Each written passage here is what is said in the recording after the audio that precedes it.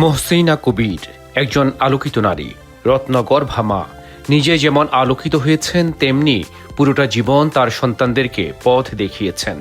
কঠোর পরিশ্রম করে প্রত্যেক সন্তানকে শ্রেষ্ঠত্বের আসনে বসিয়েছেন।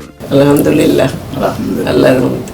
সেই মহিয়সী নারী মহসিনা কবিরের জন্মদিন উপলক্ষে শুভেচ্ছা জানাতে জড়ো হয়েছেন তার শুভাকাঙ্ক্ষীরা।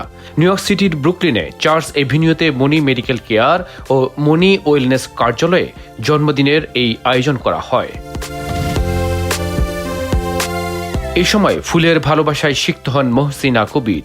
কেক কেটে শুভ কামনা জানান উপস্থিত অতিথিরা।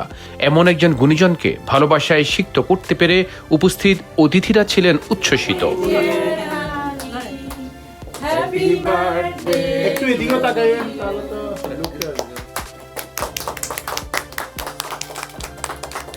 কঠিন পথচলায় সন্তানদের মানুষের মতো মানুষ করেছেন, তবে জন্মদিনের শুভ লগনে নিজের চেয়ে সন্তানদের কৃতিত্ব দিয়েছেন মহসিনা কবির।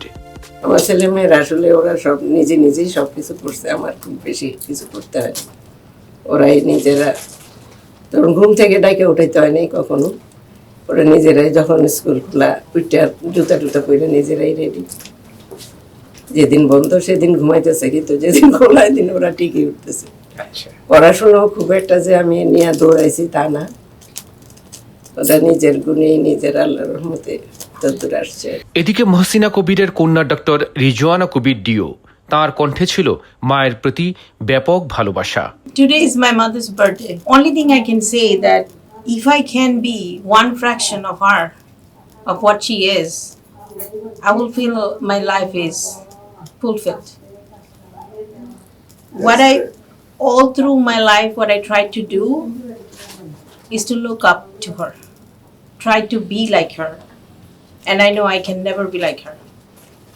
She's the star in the sky, which I try to hold, but I could never do that. And that's not my grief, or that's not my sorrow that I couldn't touch her.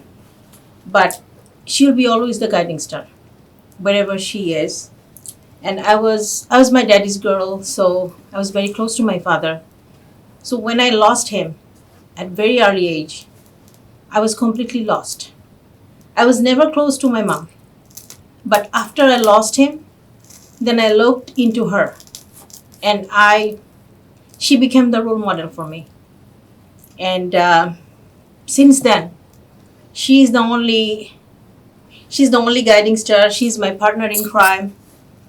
So she's basically everything of whatever I do now, whatever I have become now. আরও দীর্ঘ জীবনের মাধ্যমে মহসিনা কবির ভালো কাজ উপহার দিবেন সৃষ্টিকর্তার কাছে, এমন প্রার্থনা ছিল উপস্থিত অতিথিদের।